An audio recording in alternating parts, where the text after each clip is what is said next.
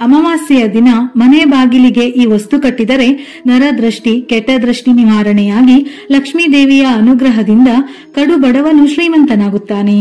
June 25 ಬುಧವಾರ ಅತ್ಯಂತ ಶಕ್ತಿಶಾಲಿ ಅಮಾವಾಸ್ಯೆ ಬಂದಿದ್ದು, ಈ ಅಮಾವಾಸ್ಯೆಯನ್ನು ಮಣ್ಣೆತ್ತಿನ ಅಮಾವಾಸ್ಯೆ ಎಂದು ಕೂಡ ಕರೆಯುತ್ತಾರೆ. ಲಕ್ಷ್ಮೀ ದೇವಿಗೆ ಪ್ರಿಯವಾದ ದಿನಗಳಲ್ಲಿ ಅಮಾವಾಸ್ಯೆ ತಿಥಿಯು ಒಂದು. ಹಾಗಾಗಿ ಸಾಮಾನ್ಯ ದಿನಗಳಲ್ಲಿ ಮಾಡುವ ಪೂಜೆ ಪುನಸ್ಕಾರಕ್ಕಿಂತ ಇಂತಹ ಶಕ್ತಿಶಾಲಿ ದಿನ ಮಾಡುವ ಪೂಜೆಗೆ ದುಪ್ಪಟ್ಟು ಫಲ ಸಿಗುತ್ತದೆ. ಹಾಗೆಯೇ ಕೆಲವೊಂದು ಪರಿಹಾರ ಮಾಡಿದರೆ ಇವತ್ತು ಸಿದ್ಧಿಸುತ್ತದೆ. ಹಾಗಾಗಿ ಅಮಾವಾಸ್ಯೆ ದಿನ ಮಾಡುವ ಪ್ರತಿಯೊಂದು ಪರಿಹಾರಗಳಿಗೂ ಬಹಳ ಶಕ್ತಿ ಇರುತ್ತದೆಯಂತೆ. ಅಮಾವಾಸ್ಯೆಯು ನಕಾರಾತ್ಮಕ ಶಕ್ತಿಗಳನ್ನು ದೂರ ಮಾಡಲು, ಸಕಾರಾತ್ಮಕ ಶಕ್ತಿಗಳನ್ನು ಆಕರ್ಷಿಸಲು ಸೂಕ್ತ ಸಮಯ. ಅಮಾವಾಸ್ಯೆಯ ದಿನದ ಪರಿಹಾರಗಳು ಬಹಳ ಪ್ರಸಿದ್ಧವಾಗಿದೆ. ಆದ್ದರಿಂದ ಅಮಾವಾಸ್ಯೆಯ ದಿನ ಏನೇ ಮಾಡಿದರೂ ನಮಗೆ ಅದ್ಭುತವಾಗಿ ಫಲಿಸುತ್ತದೆ. ನಮ್ಮಲ್ಲಿರುವ ಆರ್ಥಿಕ ಸಮಸ್ಯೆಗಳು, ಸಾಲದ ಬಾಧೆಗಳು, ಮನೆಯಲ್ಲಿರುವ ಕೆಲವು ದೋಷಗಳು, ನರದೃಷ್ಟಿ ಇಂತಹ ಎಲ್ಲ ಕೆಟ್ಟದ್ದನ್ನು ನಿವಾರಿಸಿಕೊಳ್ಳಲು ಇದು ಉತ್ತಮ ಸಮಯವೆಂದು ಹೇಳಬಹುದು.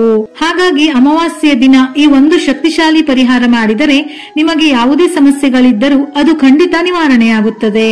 ಈ ಪರಿಹಾರವನ್ನು ಅಮಾವಾಸ್ಯೆಯ ದಿನ ಯಾವ ಸಮಯದಲ್ಲಾದರೂ ಮಾಡಬಹುದು. ಆದರೆ ಸಂಜೆ ಸಮಯದಲ್ಲಿ ಮಾಡಿದರೆ ಬಹಳ ಶ್ರೇಷ್ಠ. ಯಾಕೆಂದರೆ ಅಮಾವಾಸ್ಯೆಯ ದಿನ ಸಂಜೆ ಲಕ್ಷ್ಮೀ ದೇವಿ ಭೂಲೋಕಕ್ಕೆ ಸಂಚಾರಕ್ಕೆ ಬರುತ್ತಾಳೆ ಎನ್ನುವ ವಾಡಿಕೆ. ಹಾಗಾಗಿ ಸಂಜೆಯ ಸಮಯ ಬಹಳ ಪ್ರಶಸ್ತವಾದ ಸಮಯ.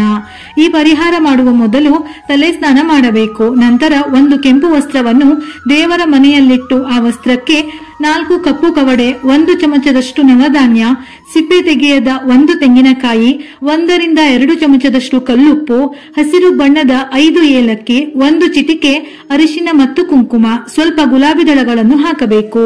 ಕೆಂಪು ವಸ್ತ್ರದಲ್ಲಿರುವ ವಸ್ತುಗಳ ಉಪಯೋಗ: ಕಪ್ಪು ಕವಡೆ 4 ದಿಕ್ಕುಗಳಿಂದ ಬರುವ ಸಮಸ್ಯೆಗಳನ್ನು ನಿವಾರಿಸಲು, ನರದೃಷ್ಟಿಯನ್ನು ತೆಗೆದುಹಾಕಲು ಈ ಕಪ್ಪು ಕವಡೆಗಳು ಸಹಾಯಕವಾಗುತ್ತವೆ. ನವಧಾನ್ಯಗಳು ನವಗ್ರಹಗಳ ಅನುಗ್ರಹಕ್ಕಾಗಿ ಈ ನವಧಾನ್ಯಗಳು ಬಹಳ ಸಹಾಯ ಮಾಡುತ್ತವೆ. ನಮಗೆ ಒಳಿತನ್ನು ತಂದುಕೊಡಲು ಬಹಳ ಸಹಾಯಕವಾಗಿದೆ. ಸಿಪ್ಪೆ ತೆಗೆಯದ ತೆಂಗಿನಕಾಯಿ ಎಂದರೆ ಅತ್ಯಂತ ಪವಿತ್ರವಾದದ್ದು. ತೆಂಗಿನಕಾಯಿ ನಮಗೆ ಮರದಿಂದ ಸಿಗುವುದರಿಂದ ಪ್ರಕೃತಿಯ ಅನುಗ್ರಹ, ದೈವದ ಅನುಗ್ರಹ ಹೇರಳವಾಗಿ ಇರುತ್ತದೆ. ಆದ್ದರಿಂದ ತೆಂಗಿನಕಾಯಿ ಎಂದರೆ ಅದರಲ್ಲಿರುವ ನೀರು ಕೂಡ ನಮಗೆ ಅಮೃತಕ್ಕೆ ಸಮಾನ. ಇದರಿಂದ ಸಂಪತ್ತು ಹೆಚ್ಚಾಗುತ್ತದೆ. ಕಲ್ಲುಪ್ಪು: ಉಪ್ಪು ಸಮುದ್ರದ ಗರ್ಭದಿಂದ ಹುಟ್ಟಿದೆ. ಲಕ್ಷ್ಮೀ ದೇವಿಗೆ ಪ್ರಿಯವಾದ ವಸ್ತು. ಆದ್ದರಿಂದ ಆರ್ಥಿಕ ಸಮಸ್ಯೆ, ಸಾಲಬಾಧೆಗಳನ್ನು ನಿವಾರಿಸಲು, ದೃಷ್ಟಿಯನ್ನು ತೆಗೆದುಹಾಕಲು ಇದು ಬಹಳ ಉಪಯುಕ್ತ. ಹಸಿರು ಬಣ್ಣದ ಏಲಕ್ಕಿ: ಶಾಸ್ತ್ರದಲ್ಲಿ ಏಲಕ್ಕಿಗೆ ಬಹಳ ಪ್ರಾಮುಖ್ಯತೆ ಇದೆ.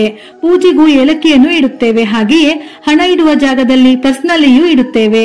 ಏಲಕ್ಕಿ ಹಾಗೂ ಹಣಕ್ಕೆ ಬಹಳ ನಿಕಟ ಸಂಬಂಧವಿದೆ. ಏಲಕ್ಕಿ ಧನ ಸಂಪತ್ತನ್ನು ಆಕರ್ಷಿಸುತ್ತದೆ.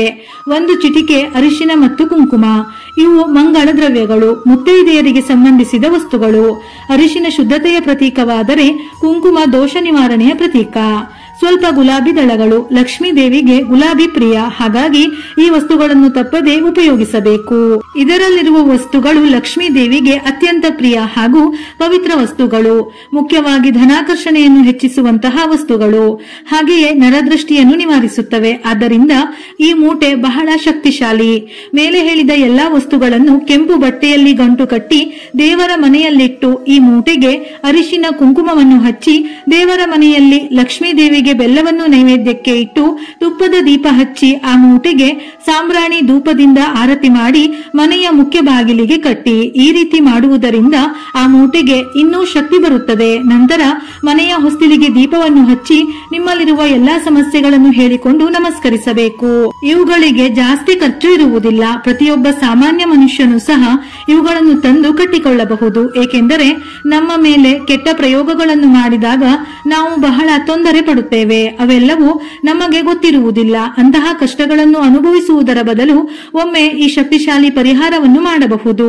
ಇಂತಹ ಪರಿಹಾರಗಳನ್ನು ಮಾಡಿದಾಗ ಅಂತಹ ಯಾವುದೇ ಕೆಟ್ಟದ್ದು ಇದ್ದರೂ ಅದು ಸಂಪೂರ್ಣವಾಗಿ ದೂರವಾಗಲು ಅವಕಾಶವಿರುತ್ತದೆ. ಆದ್ದರಿಂದ ನಮ್ಮ ಮನೆಯ ಮೇಲಿರುವ ದೃಷ್ಟಿ, ಜನರ ಮೇಲಿರುವ ಕೆಟ್ಟ ಪ್ರಭಾವಗಳನ್ನು ತೆಗೆದುಹಾಕಲು ಇದನ್ನು ಕಟ್ಟಬೇಕು. ಒಂದೇ ಮಾತಿನಲ್ಲಿ ಹೇಳಬೇಕೆಂದರೆ ನಿಮ್ಮ ದಾರಿದ್ರ್ಯವೆಲ್ಲವೂ ದೂರವಾಗುತ್ತದೆ. ಮನೆಯಲ್ಲಿರುವ ದಾರಿದ್ರ್ಯ ದೇವತೆ ಹೊರಗೆ ಹೋಗಿ ಲಕ್ಷ್ಮೀ ದೇವಿಯು ನಿಮ್ಮನ್ನು ಹರಸಿ ಮನೆಗೆ ಬಂದು ಶಾಶ್ವತವಾಗಿ ನೆಲೆಸುತ್ತಾಳೆ. ತಾಯಿ ಲಕ್ಷ್ಮಿಯ ಅನುಗ್ರಹದಿಂದ ಕಡು ಬಡವನು ಕೂಡ ಶ್ರೀಮಂತನಾಗುತ್ತಾನೆ. ಬದಲಾಯಿಸುತ್ತಾನೆ. ಈ ಪರಿಹಾರವು ಕೇವಲ ಆರ್ಥಿಕ ಸಮೃದ್ಧಿಗೆ ಮಾತ್ರವಲ್ಲದೆ ಸಮಗ್ರ ಜೀವನದ ಸುಧಾರಣೆಗೆ ದಾರಿಯಾಗುತ್ತದೆ. ಈ ಮೂಟೆಯು ಒಂದು ರಕ್ಷಾ ಕವಚವಾಗಿ ಕಾರ್ಯನಿರ್ವಹಿಸುತ್ತದೆ.